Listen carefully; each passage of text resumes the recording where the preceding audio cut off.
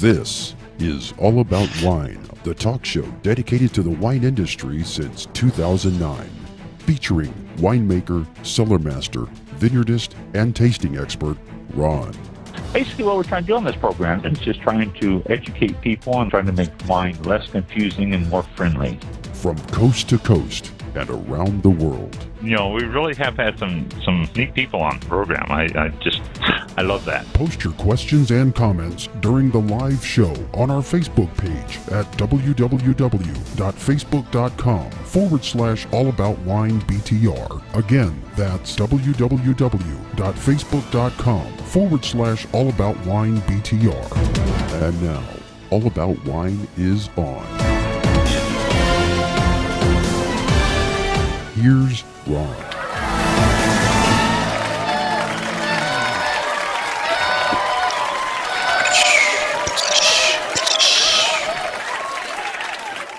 Okay. Yeah.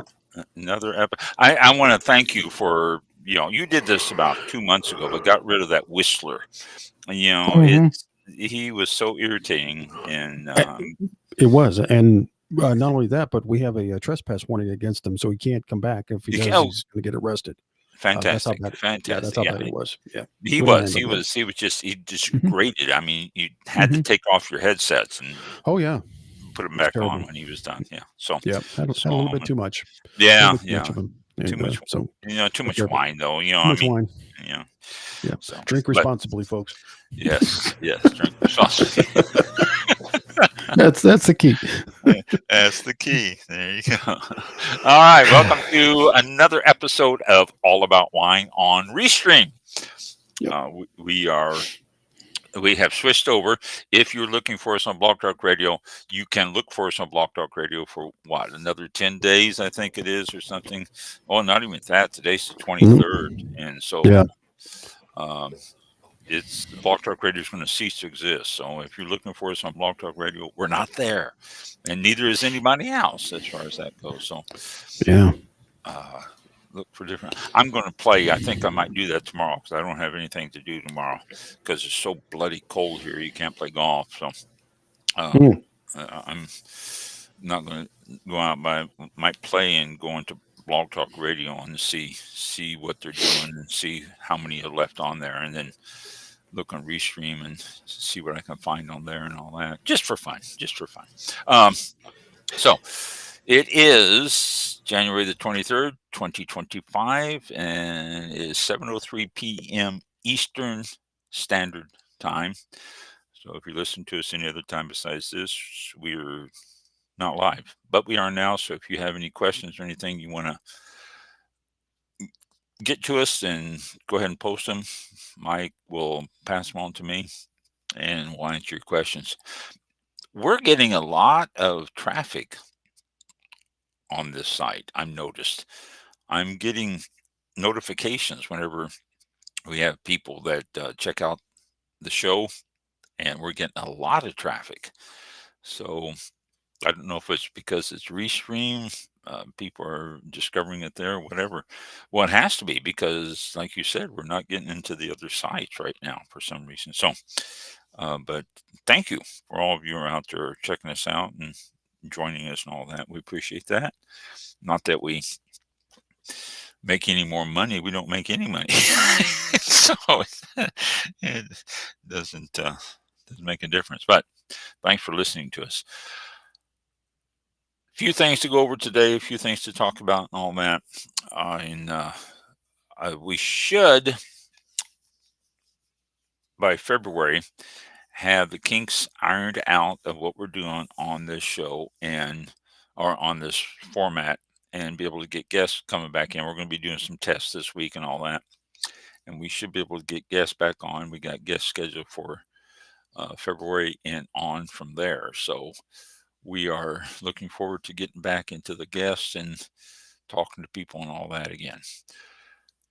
I missed it last week simply because I started to talk and it just got away from me. And that was our glossary that we've been doing. I started to do a glossary every week, giving you a few words. And we're on the A's now. which is going to take us forever to get through this glossary, but hopefully we'll be on the air long enough to be able to finish the glossary. And if you hear a term or something that starts with a S or a W or anything like that, and you want to know what it is, then send me an email and I'll let you know that way. And then that way you won't have to wait until we get down there. All right. So let's go right into the glossary first here. We ended up last time, thanks to Mike's wonderful memory, with American Viticultural Area, AVA. We have talked about AVA quite a few times over the years about the show. But AVA is American Viticultural Area, which by definition, a delimited geographical grape growing area that has officially been given appellation status by the Alcohol and Tobacco Tax and Trade Bureau, or the TTB. Two examples of AVA, Napa Valley and Sonoma Valley. And there are AVAs all over the country in all sorts of states. I don't know how many AVAs there are in the country right now. They've been adding them a lot. I noticed things pop up, a new AVA. So, Mike, if you got a second, could you check that out for me? Yeah. I'll see if I can find some info. How many AVAs are in this country now? Okay. It's been a while since I've checked the number. So, all right. Thank you. Okay. Now, next word, Amontillado. Amontillado. Amontillado is a category of sherry which begins aging in the same manner as a phenol sherry with a floor yeast cap to protect from oxidation and also to keep the wine fresh tasting. But Amontillado is then exposed to oxygen, allowing the wine to darken, becoming richer than the phenol, but still lighter than an Oloroso. So there you go. It's just a type of sherry. Very good sherry, by the way. It's excellent. I'm a sherry fan, so that's part of it too. Next one. Let's see. It's got a little microphone here. Let me see if. Okay, amphilography. This is the next one. I don't know if you can hear that or not. I don't know if it came through. Excuse me. Amphilography is the study of and identification of grape varieties. We had guests on that were very good about that. Some guests with the Muscadine grape families and stuff. John Clark, I think, was one of them that we had on a while back that was very good at identifying grape varieties. Okay, next one, amphora, A-M-P-H-O-R-A, amphora. It's a ceramic vessel, typically made of earthenware, such as clay or terracotta, I guess it's pronounced, and sometimes lined with wax or resin. It's used to make, age, and store wine. For millennia, amphora were the most popular vessels for storing wine. The earliest known examples date to around 6000 BC. Yes, BC. So you're looking, over 8,000 years ago that they were using amphora. Next one, and it's got another thing, and I'm glad because it's a German word here, and this is, so let's see what this says. Okay, yeah, sure. Amtlich Prüfungsnummer. German word. This is the tracking number that appears on German wines, indicating that the wine has passed a number of tests and meets all German legal requirements. Well, there you go. Amtlich Prüfungsnummer. That is the actual tracking number, the name of the tracking number. Look for those, and you're going to have a wine, German wine, that's passed all the tests and meets all the German legal requirements. That's a good thing. Ancestral method is the next one. An inexpensive but risky and difficult to control method of producing sparkling wine, and almost certainly the oldest, in which the primary fermentation is stopped before completing, and a secondary fermentation occurs in the bottle, ending when the yeast cells deplete the supply of residual sugar. There is no dosage or sugar addition. To kickstart the secondary fermentation, the wine is not disgorged to remove any sediments or lees. The wine is not disgorged to remove any sediments or lees remaining afterward. So it's just a method of champagne making where you don't add anything to it, you don't do anything, just let it take care of itself. There are still some that use that, wineries and champagne houses that use that. I don't think there's any in the States that I can think of that do that, but there's quite a few over in France. Next term, Annata, Annata. I think Annata. That is an Italian term for vintage. So what is the Annata? What is the vintage in Italy? Next one we have for you, anthocyanins, and it's a little thing here how to pronounce this. That's exactly how I pronounce it, anthocyanins. This is the pigments found in red grape skins that give red wine its color. Appassimento, Appassimento, appassimento. That's an Italian term for drying harvested grapes, traditionally on bamboo racks or straw mats. Do this for a few weeks up to several months to concentrate the sugars and flavors. The process is used in making Amarone, Ricciotto, and Sforzato. Amarone I've heard of. The other two I'm not real familiar with, but very sweet wines. It concentrates the sugar a lot into the grapes and really makes for some great flavors. Next one, appearance. This refers to the wine's clarity, not color. Now that is very, very distinctive. What is the appearance of the wine? It's the clarity. Someone looks at a wine and says, "Oh, the appearance of this is a deep ruby red." That's not appearance. That's the color. Appearance common descriptors refer to the reflective quality of the wine. Words like brilliant, clear, dull, or cloudy. For these wines with visible suspended particles, or for those wines with suspended particles, you can look at a wine and you can see stuff in it and it looks cloudy or different things. That's from the suspension. That is the appearance of the wine.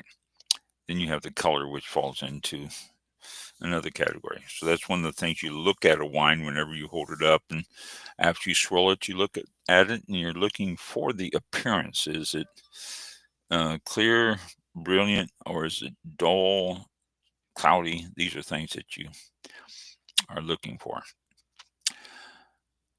Next one is appellation, and it's got a little word thing on it on that too. Appellation, there you go. A named geographical area may be as large as an entire region or as small as a vineyard, from which wine may be labeled and marketed as having come from. Regulations vary widely from country to country and appellation to appellation, but typically require that appellation labeled wine be made entirely of mostly from grapes grown within the appellation's boundaries. Some appellations also regulate which grape varieties are permitted, how they are grown and harvested, and how the wine is made. France, Italy, Spain, they're very strict on their appellations. They dictate the style, everything, and if you follow that, then they're consistent with their flavors and taste. Not that they don't vary, they do, but they're consistent, and quality is always there. Continue. Prominent examples of appellation certifications around the world include France's Appellation d'Origine Contrôlée, Italy's Denominazione di Origine Controllata, and the United States American Viticultural Area. AOC for France, DOC for Italy, and AVA for the United States. That's appellation. And like I say, it varies from country to country, but sometimes they're very, very strict.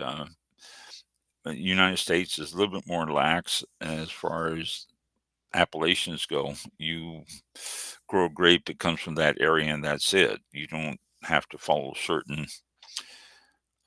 rules once the grape is picked and stuff.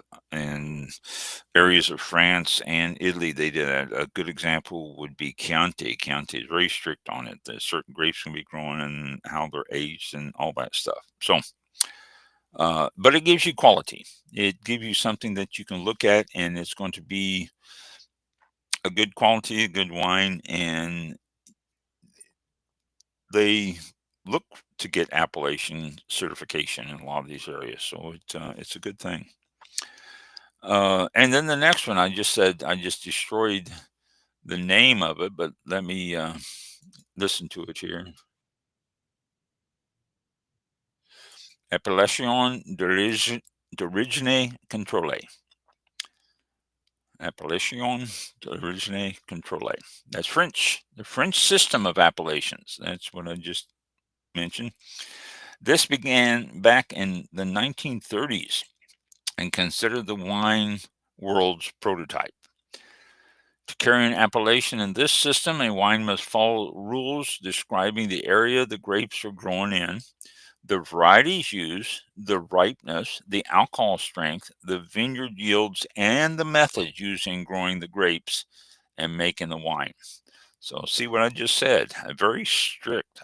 French is very strict on this stuff, and so is Italy, and Spain to a certain extent, but not as bad. French are the strictest of that, but then again, they put out some great wines year after year because of their rules and regulations regarding that. Next one, Appellation d'Origine Protégée.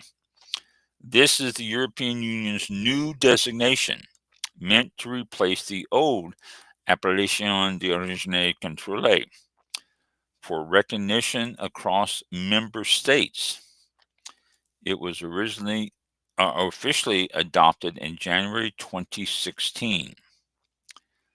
So, if you see Appellation d'Origine Contrôlée on a French bottle, that technically should be before January 2016. After that, it would say Appellation d'Origine Protégée. New designation for the European Union, EU.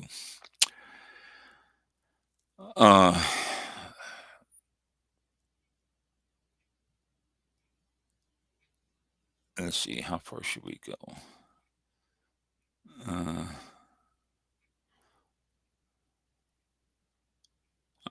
Aroma is our next one.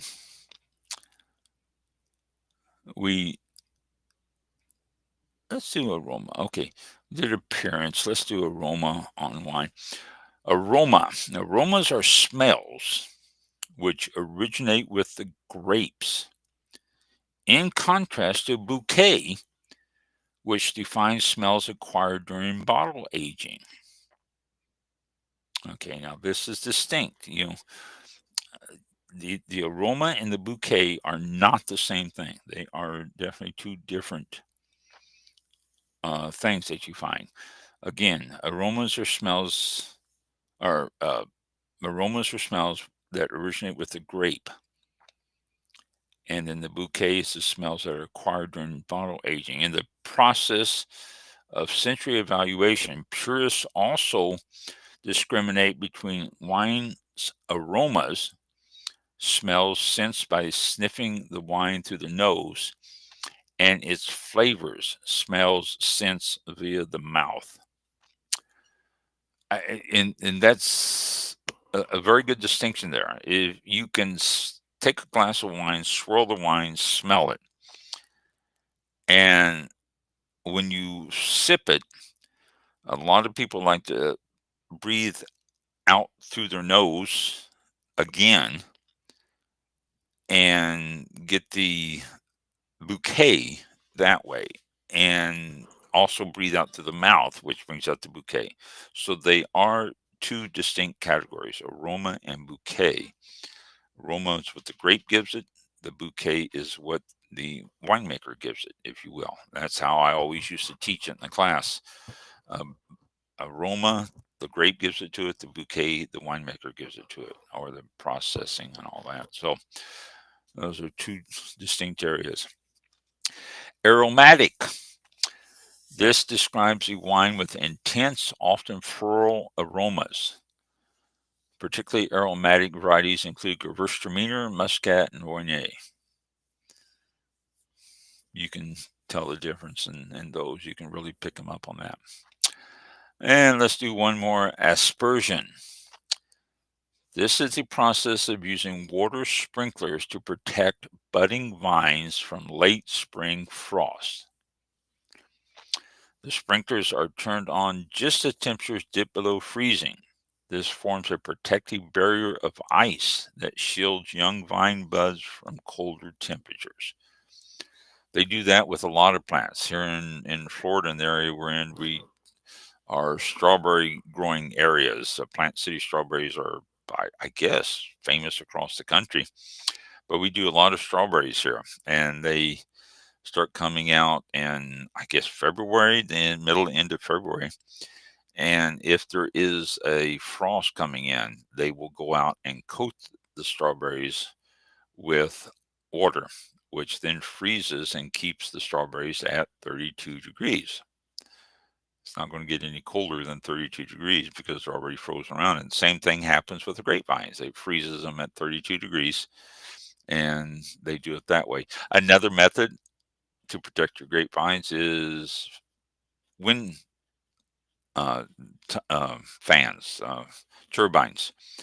You'll see turbines in vineyards. You'll see them in different plants. There's different areas down here. You'll see turbines in the strawberry fields and stuff, because what it does is it keeps the air circulating, and it doesn't let that cold air settle down on top of the plants. And so turbines are used sometimes when fans or turbines or anything to keep the air circulating.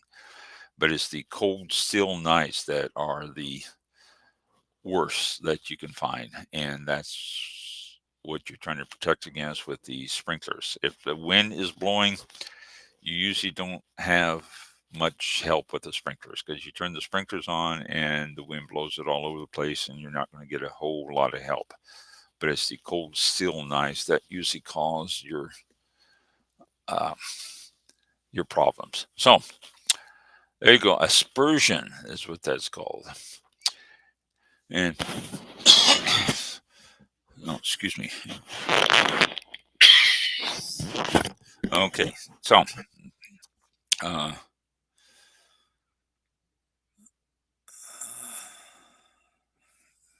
are we doing on this? Well, I got other stuff to cover tonight, so I don't want to keep on this. Did you find how many AVAs we have? Yes. As of October 29th, I guess that's the last time it was taken. According to the ttb.gov site, the U.S. has or had 276 AVAs, Wow. and California has the most with 154. Wow. That was as of October 29th last year. Yeah. We got a bunch more that's been added to it. I noticed too. There's been others popping up all the time. And Florida doesn't have any because they list the states alphabetically. I don't see any in, well, Alaska. There's nothing in Florida. There's nothing. I didn't know. It didn't list it. I don't think they do. I don't think Florida has an AVA. There's no distinct growing area down here. Wow. And so they've never, and Florida's never applied for one. They just, let it go at that. So Yeah.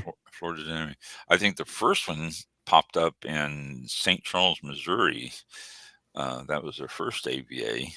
And that was, then they moved west from there. And all of a sudden, California exploded with AVAs, and nobody can even get anywhere near them now with the number they have. It shows the list of AVAs by establishment date, and it says Augusta, Missouri.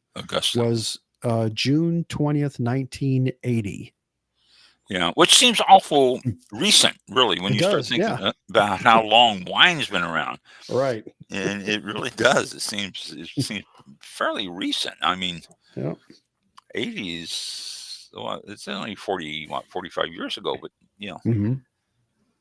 wine's been around for how long now? Thousands of years? Thousands of years, yeah. And the United States been just over 2,000, and it wasn't until then. So that just, that just seems odd to me. Whenever I see that, it seems odd. So, all right, well, good. Thank you. I was just wondering how many was it? You said 100 and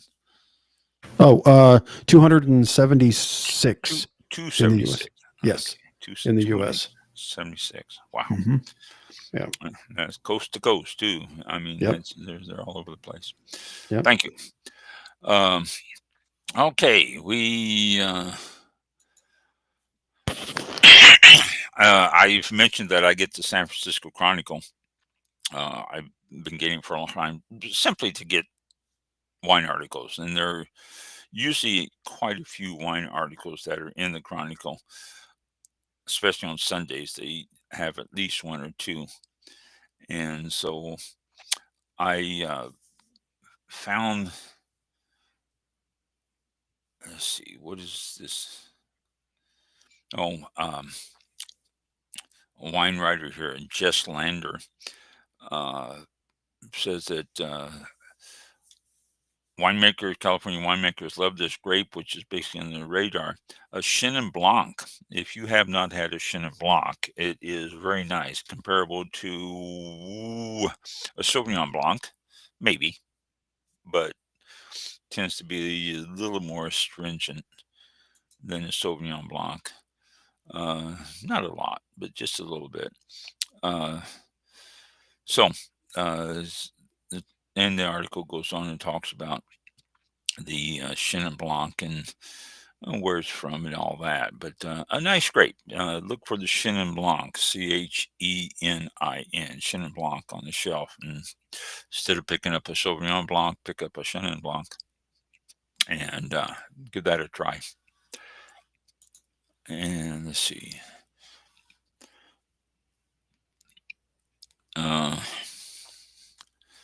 Oh, yeah. This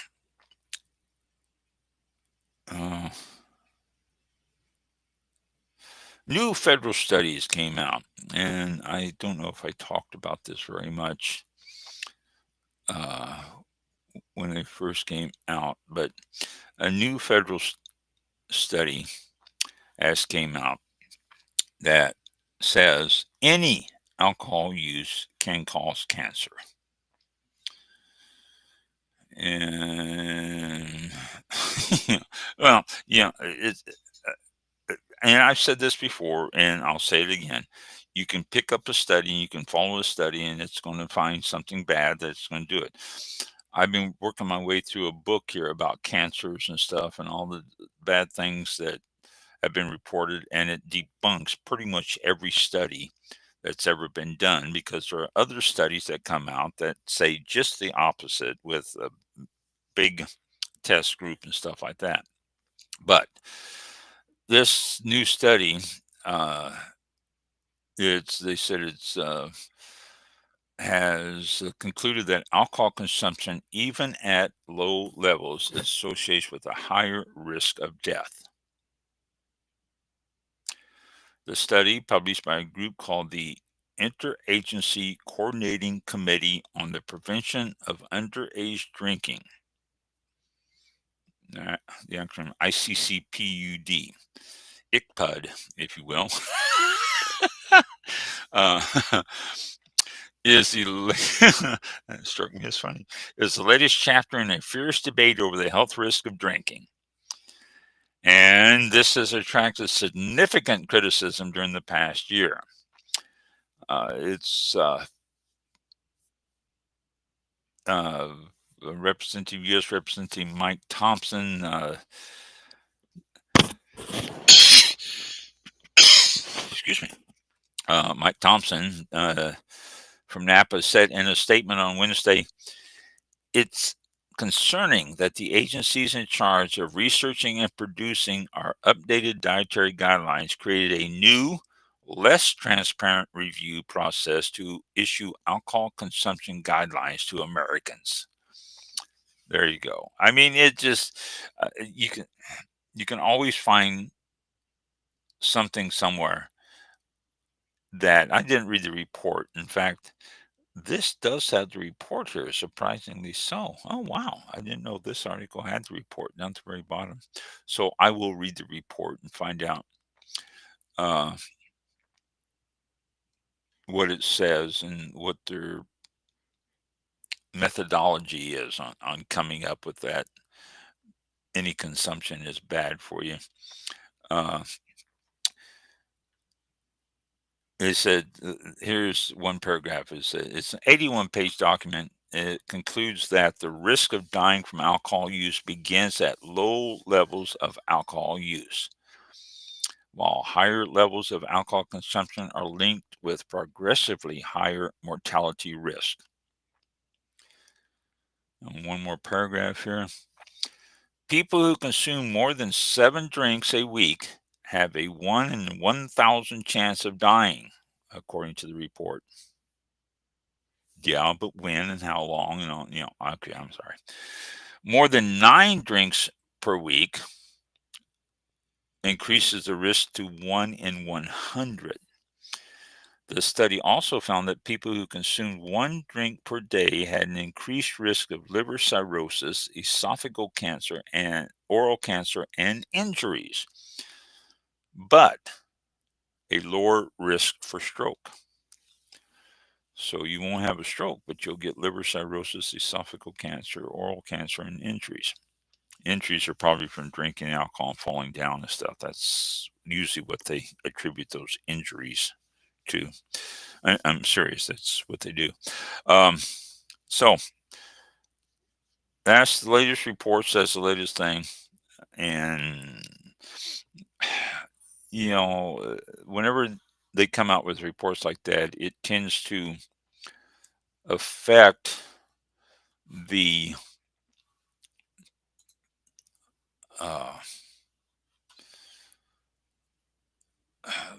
restaurant business, the sales, all that stuff.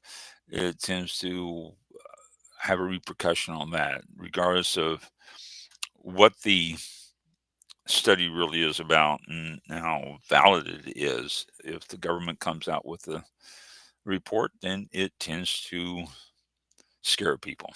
So that is the latest there on that. Another article out of the San Francisco Chronicle talking about non-alcoholic wines. And she pointed out, is it really such a thing as wine if it has no alcohol in it? But there are some good ones, she says, out there. Just like there are some good non-alcoholic beers, but the method that they're using more than anything is the removing the alcohol, making the wine, and then removing the alcohol afterwards, which is a method that they use. I think I might have talked about that. Is de-alcoholized is what it's called. Wine alternatives don't necessarily taste exactly like wine, but they can taste good. Non-alcoholic wine, I always say it's grape juice, and that isn't that what non-alcoholic wine is? Grape juice. But they have alternatives now. They have wine alternatives are made by Murray, Proxies, and Cali. These are some of the best ones, she said.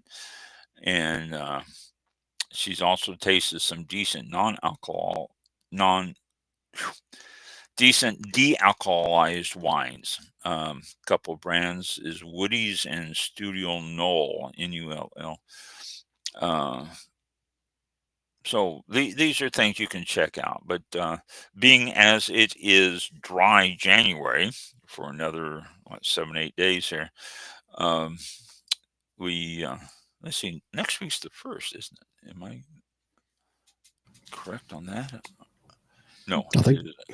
Yeah, Friday or Saturday or something. Yeah, that's Saturday's the 1st. So we got one more week of January. So dry January is a good chance to try these non-alcoholic wines or de-alcoholized, if you will.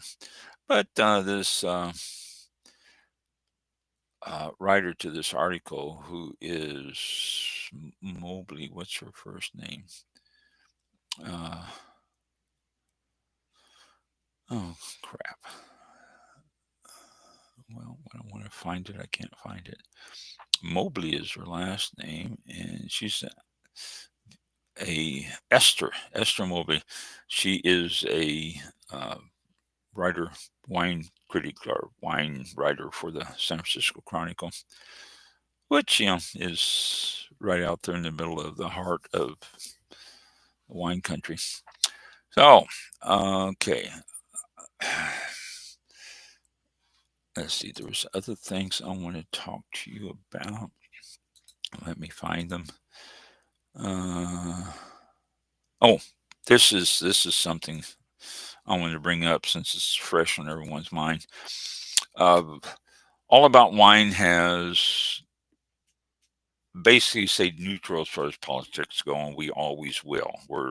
It's regardless of what your beliefs are, wine is non-political, and so we don't bring up anything on politics. I have talked about tariffs, and I want to talk about tariffs again. And this is simply because people may remember the tariffs that were stuck on wines 5 years ago, and we were concerned about it then. And we're talking about tariffs now. New president steps into office, and he's immediately going to do tariffs and everything, and everybody panics. This article, and this is again by Esther Mobley. This is out of the San Francisco Chronicle.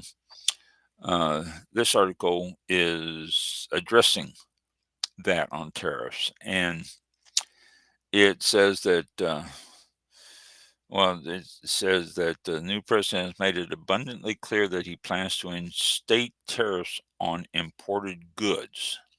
All right, he's signed all sorts of stuff, and so we're looking at tariffs. But American restaurants, wine importers, and wine retailers have been bracing for the possibility that imported wines, especially from France, might be targeted. And there are already stiff tariffs on these things. Having been the subject of rounds of fees on European wines in 2019 and 2021, they're straining to make ends meet on these things.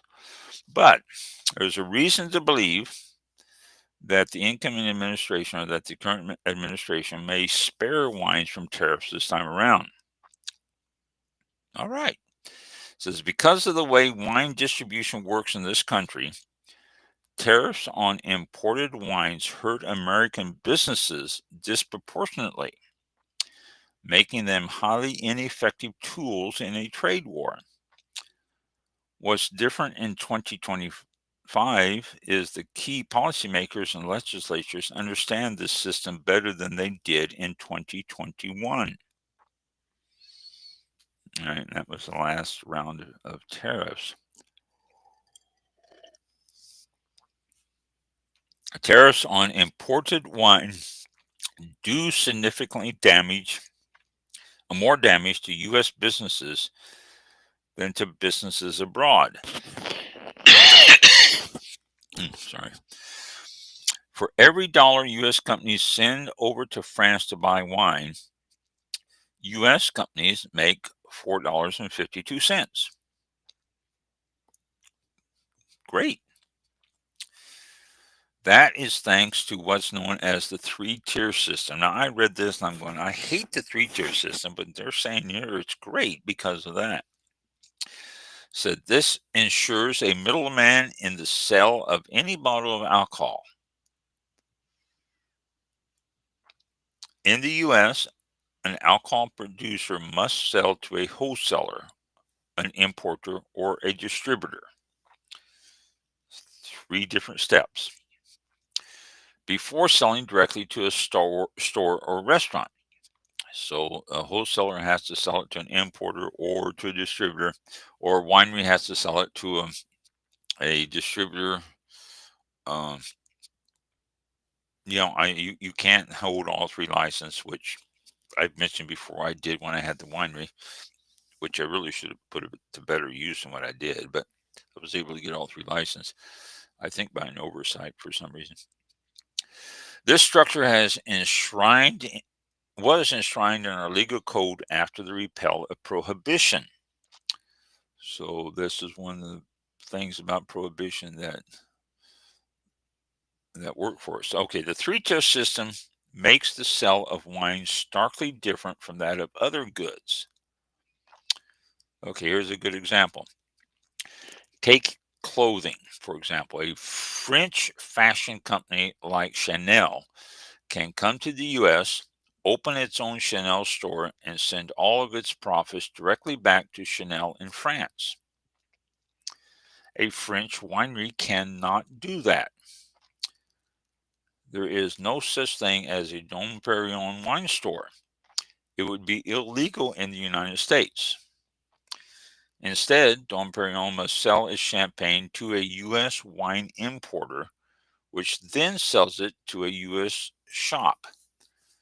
That means that 2 American businesses, the importer and the shop, profit from that French champagne, which also means you as a consumer, and I'm not on their article now, but you as a consumer is paying more because you're going through 2 steps, 2 markups there, as opposed to Dom Perignon opening up a storefront and selling it to you direct. You would probably get it quite a bit cheaper that way than going through the 2 steps. But this is the way it is. When the Office of U.S. Trade Representative last levied tariffs on wine as part of the program to retaliate against the subsidies of European aircraft manufacturer Airbus, and we went into almost a whole show about that. It believes that key stakeholders did not fully grasp the implications of the three-tier system. I'm quoting ANF. Well, what's his name? It's at the first of the article, and I just sort of slid over it. Well, there he is there. There it is there. I don't know. I can't see this. There it is. Ben. Ben Anef, president of the U.S. Wine Trade Alliance. So he obviously knows what he's talking about. Ben Anef. So it says,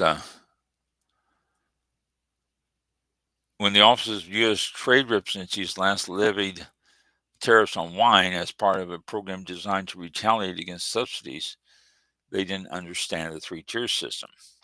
But after good conversation on both sides, they've declined to give any specific names. Does seem to be some understanding of the tariffs or the three-tier systems, how it would not work with tariffs. So, excuse me. Trump's rhetoric around tariffs has been blustery, but short on specifics. He suggests he may impose a universal tariff on all goods imported into the U.S., which is significantly different from the targeted Airbus tariffs.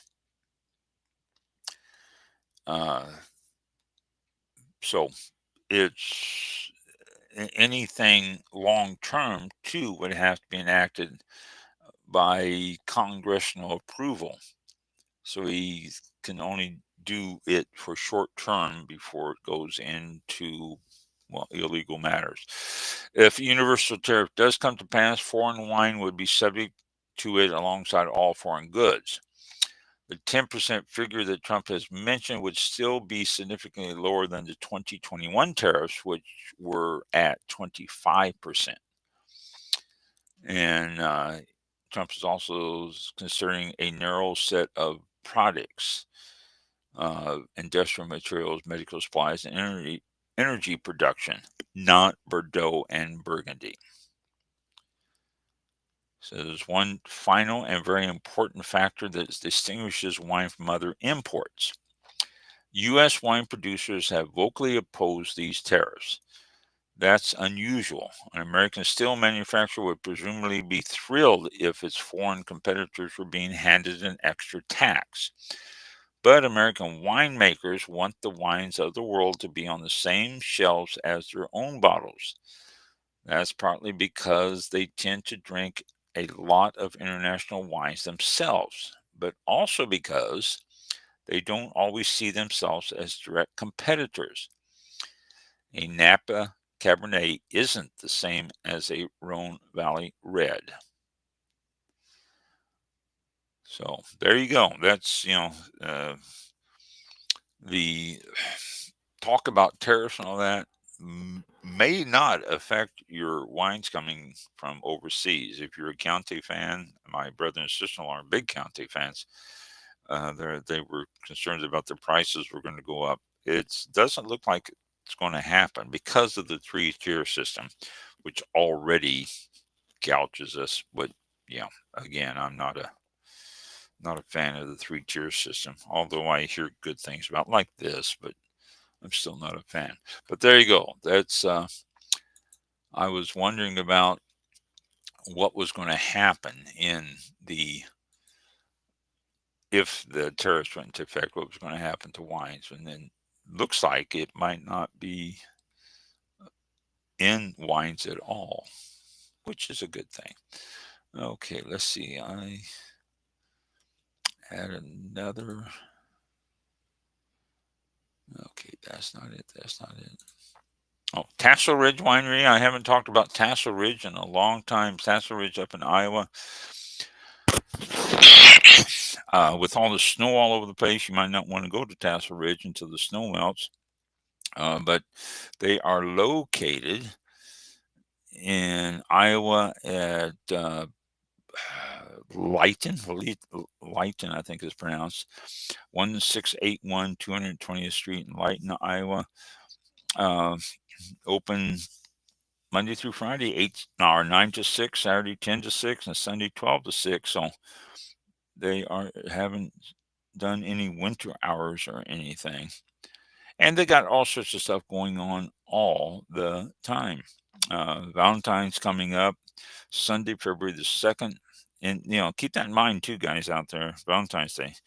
Give her some wine. Ladies, if you want to do a Valentine's for your husband, nice bottle of wine. Always a good gift, no matter how you look at it. Wine is always a good gift. But they have Valentine wine and canvas, where you can have wine and paint. They have Valentine's wine and pasta date night coming up on Friday, February the 14th. They have all sorts of seller activities. The gift shop is open. New release Iowa Sabrevois, Sabrevois,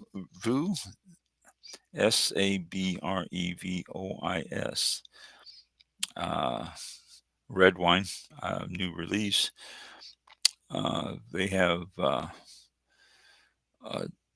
looking for a different burger. They have a burger with hummus sauce. That might be interesting. Depends on the hummus. Depends what type of hummus they use. So, the Tassel Ridge Winery, located in southeast Iowa, and they are, like I say, open all the time. If you need to get a hold of their Facebook page, website or Facebook page is available. What's the Facebook page? I don't know. It's probably Tassel Ridge Winery. So you can go to that on Facebook and find them. So Tassel Ridge, haven't talked about them for a while, but a great winery. I have visited it, and it's always a pleasure to go there. Okay, let's look at something else. Oh, here we go. I have actually articles that I found in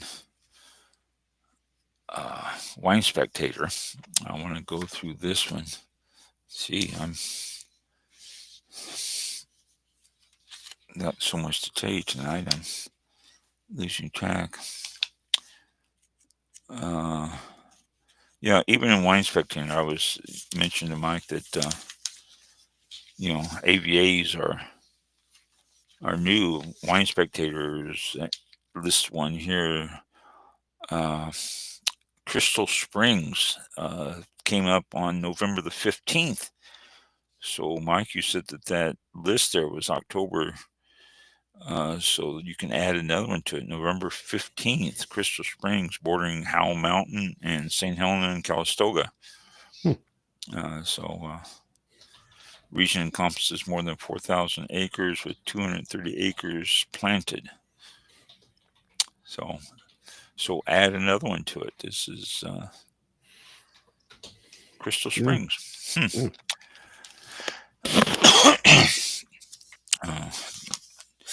Coughing all day. All right. California Crisis. This is the newest issue of Wine Spectator, and I just wanted to pass this on to you too. California Crisis. Too many grapes. They said that consumer spending on wine is declining, inventory is backed up, and there is a glut of grapes and bulk wine left over from the 2024 harvest. And the last hazard, the oversupply of grapes, poses the most immediate threat. As in many growers in Napa, and you got to realize too, not every grower is a winery. There's a lot of growers that have vineyards that they grow for wineries, and they have contracts. These contracts, for the next 5 years, you will buy these grapes from me at this price. And that's how they do it. They negotiate it and do it. But many growers, even in regions like Napa, are struggling to sell the fruit. And experts are saying that they estimate tens of thousands of acres of vines will need to be pulled out and destroyed. It's just too many. It's a tough situation. And it's kind of going through some resets, trying to understand what they're going to do for the future. It's not good. Broker Christian Clyer, broker, says that there will be a huge change in this industry in the next year or two because they have this glut of grapes. This is going to into good for you, because the prices of wines should come down, especially coming out of California. Uh, and California sells grapes all over the country. I mean, all over the world, technically. You don't imagine, you can't understand how many places actually get grapes from California to supplement their wine, to get the juice to blend with their wines, to make a varietal itself. I mean, it's all over the place. Excuse me. It says if you go back to early 1990s until 2018, they were growing overall consumption by 2.5 to 3% on the average year. But wine consumption in the United States began decreasing in 2021, and in 2023, wine sales volumes dipped 2.8%. Now, that doesn't seem like a lot, but it's going from 319.9 million 9-liter cases from a previous high, and that's more than 9 million case decline. 9 million cases. That's substantial. Demand boomed as Americans hunkered down in the COVID era and stayed at home, and people were buying wine online and having it delivered. And production lost much of the 2020 crop because of smoke taint.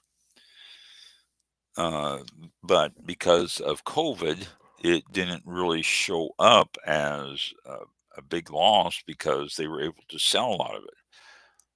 Well, fast forward to now, it's not working. They've got a lot of extra grapes. They said that the hardest hit varieties were Sonoma Chardonnay and Cabernet Sauvignon. Even from Napa, you can't give away Zinfandel. It's hard to imagine. They said that Napa dropped 25 tons. That's tons of Zinfandel grapes on the ground this year because there was no market for them. Bidding wars for Napa Cabernet were common in the previous 3 years, reaching as much as $10,000 a ton for Valley Floor grapes, and up to $20,000 a ton in prime appellations such as Oakville and Howell Mountain. It's hard to wrap your mind around the fact that you were getting $20 a ton for grapes. $20, $20,000. I'm saying 10,000, $20,000 a ton for grapes. I mean, when they're normally 1,700, stuff like that, $20,000 a ton. And this year, there's fruit being left on the vines in those AVAs, and they're selling for $15,000 to $20,000 a ton, which we're selling for $15,000 to $20,000 a ton last year. And this year, they don't even have a market for it. They're being left to rot on the vines. One grower in Mendocino was forced to sell 210 tons of Chardonnay for just $500 a ton. And he was lucky he got that for it. If not for that, he would have let it rot on the vine. Normally, growers turn to bulk wine sales, but the market's flooded and nobody wants it right now. They said they had 30 million gallons of bulk wine for sale at one point in 2024, while normally 12 to 15 million gallons is typical. This year, 30 million. And so the wineries are pulling out vineyards. And they estimate that 30,000 to 40,000 acres of vines have been removed in the past year, much of it in the Central Valley, like Lodi and stuff like that. Before the removal began, California had approximately 600,000 total acres of wine grapes, with 150,000 of those acres in the Central Valley. Now they predict that the market will begin to recover in 2026 as the supply starts to equal out. But between now and then, the oversupply is really affecting the cost of the grapes that are available for winemaking, and the cost of the wine that you can find is going to be really bargains. So a good thing there. Start looking for bargains on anything out of California, because they have a glut of grapes there, and it's something that they hate, but we as consumers could benefit from it if they drop their prices like they should to try to move that stuff, because they don't want those grapes or those bottles sitting on the shelf and not moving. And then dry January is not helping any either. This is, when they're looking at it now. So jump out to the store, see what you can find on those, see what types of deals you can get, because now's the time to do it. Now's the time to find those deals. And I think we're done for this evening.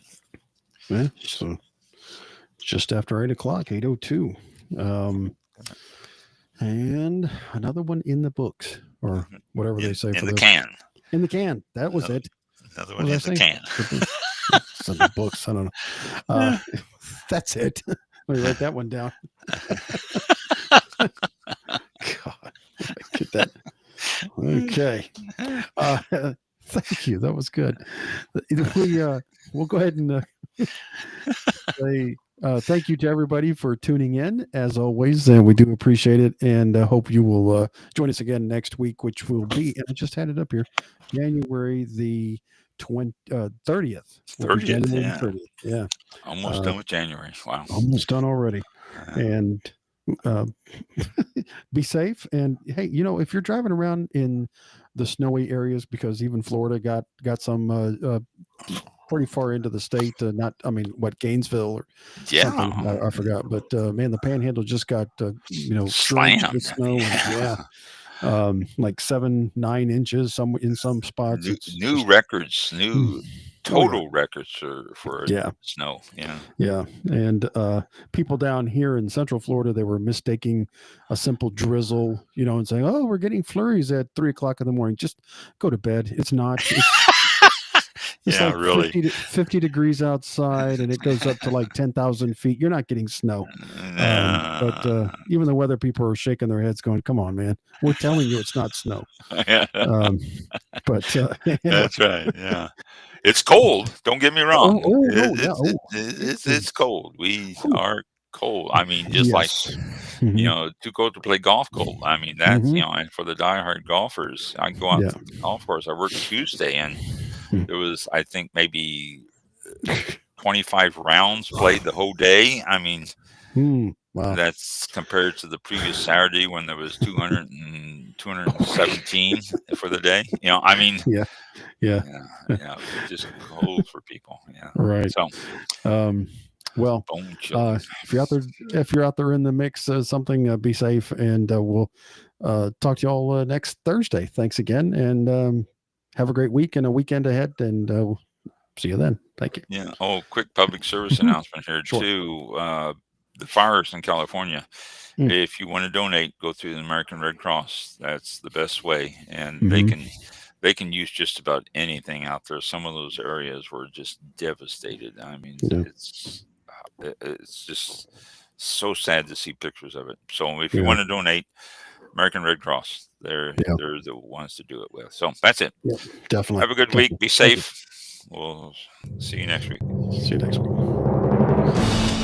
This concludes tonight's broadcast of All About Wine with your host, Ron. For show information, links to All About Wine on Twitter and Facebook, or to be a guest on this show, visit the show website at www.allaboutwinebtr.com.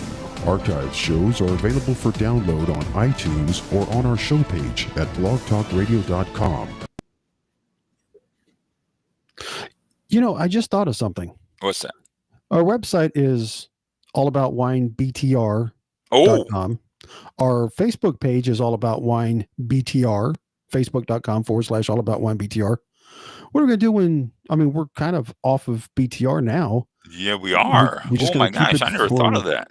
Just keep it for nostalgic reasons. I mean, it's kind of, it's hard to get All About Wine now because, everybody and his uncle's getting All About Wine something. And so even back then, that's why I had to go that route. I think Twitter, X or Twitter back then was the only ones that I could find All About Wine. And they've totally changed, so we can't do the shows on there because they're greedy. But they're not making enough, That's right. So they have to charge people to go live on there. But I don't know what. Is this thing still playing? Oh, not anymore. No, we're talking. Oh, that's right. Priorities. Well, our email is allaboutwine101. So yeah, we're maybe safe on that. Yeah, maybe I can change it to that. I don't know. Never thought about that. That's maybe we can change to that and make a theme about it. It's just being on there. I think we've been on since 2009, and that was 16 divided by 4. Take away 1. Anyway, it was a long time ago. Yeah. To change it this many years later, I don't know what kind of effect that could have. If we're getting so many visitors and all of a sudden, we move. I don't know. Good point. I never thought about that. Or we could come up with what BTR could stand for other than Blog Talk Radio. We'll just make something up. All About Wine before the not Renaissance. I don't know. Oh yeah, with the R. That's right. Before the Resistance. Before the anyway, we'll think of something. Yeah, we could have a contest, and somebody out there could tell us what they think BTR should stand for. There you go. We could adopt that. And BTR doesn't Blog Talk Radio won't exist after next week. So yeah. So, there you go. Something. Yeah, good point. Good point. No, thank you. Every once in a while, that's that's why we get the big bucks. That's right. That's why we get the big bucks. 29 seconds left. All About Wine. This real quick. Thank you for listening. Drink responsibly, and we'll see you next time on All About Wine. Oh, no, it wasn't 29 seconds. I went the wrong way. It wasn't 29 seconds. It was like, okay.